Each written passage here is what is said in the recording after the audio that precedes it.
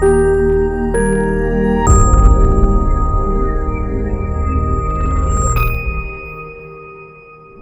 Doctor Deepak Upaka, senior consultant medical oncologist, Kaizen hematology oncology network, Care Hospitals.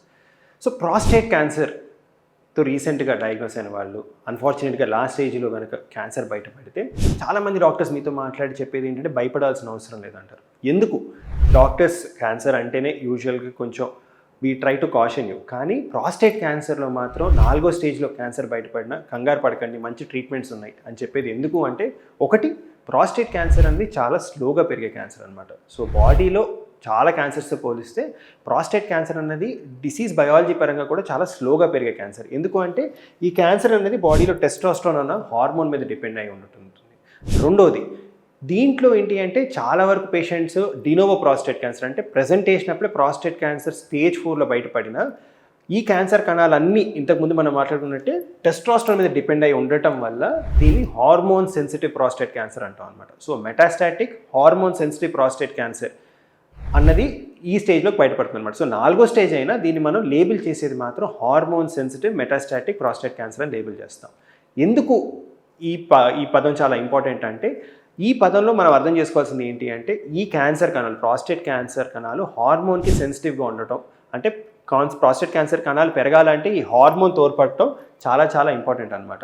So దీంట్లో మన hormone కనుక తొలగిస్తే, ఒట్టి హార్మోన్ అంటే టెస్టోస్టెరాన్ అన్న హార్మోన్ కనుక మనం బాడీలో తగ్గిస్తే, మీడియన్ సర్వేలో అంటే 100 మందిని మనం ట్రీట్ చేస్తే ఆల్మోస్ట్ చాలామంది పేషెంట్లు ఇదే ట్రీట్మెంట్ మీద రెస్పాండ్ అవుతున్న సంఖ్య కనుక మనం చూసుకుంటే ఆల్మోస్ట్ ఒట్టి ఆండ్రోజన్ డిప్రైవేషన్ చేయటం వల్ల ఈ టైం పీరియడ్ మనకి ఒక 1 to 1.5 year ఉంటుందన్నమాట. సో 1 to 1.5 year పేషెంట్స్ని మనం ఈ హార్మోన్ సెన్సిటివ్ ఫేస్లోనే మనం క్యాన్సర్ని కంట్రోల్ చేసే అవకాశాలు ఉంది. సో ఇది ఆండ్రోజన్ డిప్రైవేషన్ థెరపీతో.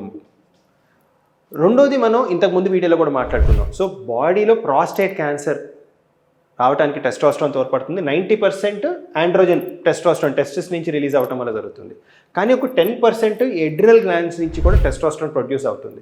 సో ఇప్పుడు కనుక మనం ఈ ఆండ్రోజన్ డిప్రైవేషన్ థెరపీతో పాటు ఎబిరట్రాన్ ఎస్టేట్ ఇంతకుముందు మనం మాట్లాడుకున్నాం కదా, one of the treatment testosterone ఇక్కడి ప్రొడక్షన్ ఆపేసి ట్రీట్మెంట్ కనుక కల్పిస్తే ఈ లైఫ్ స్పాన్ అన్నది ఆల్మోస్ట్ మనకి ఈ ఫేస్ ఉండే స్పాన్ మనకి ఆల్మోస్ట్ 2.5 to 3 years అవుతుంది.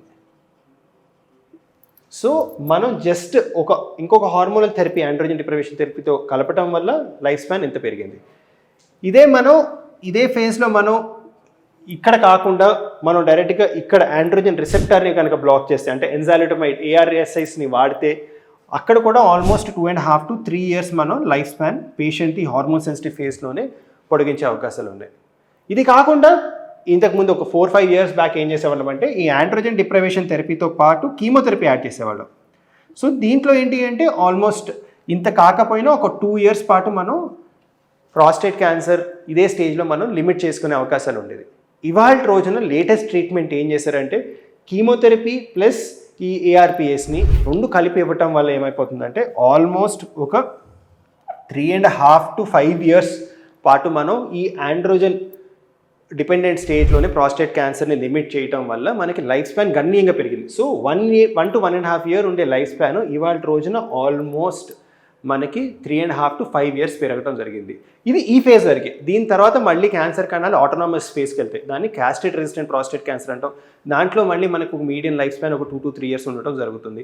ఇంకా కొత్త ట్రీట్మెంట్స్ అందుబాటులో ఉన్నాయి. నెక్స్ట్ వీడియోలో దాని గురించి కూడా మాట్లాడుకుందాం. సో ఇలా మనం ట్రీట్మెంట్ని కాంబినేషన్స్లో ఇవ్వటం వల్ల మనకి గణనీయంగా లైఫ్ స్పాన్ పెరగటం చూస్తున్నాం అనమాట. ఇది కూడా హార్మోన్ సెన్సిటివ్ ఫేజ్లోనే ప్రాస్టేట్ క్యాన్సర్ని మనం ఉంచుకుంటూ మనం పేషెంట్ని లైఫ్ స్పాన్ పెంచుకునే అవకాశాలు ఇవాళ రోజున మనకి ఉన్నాయి.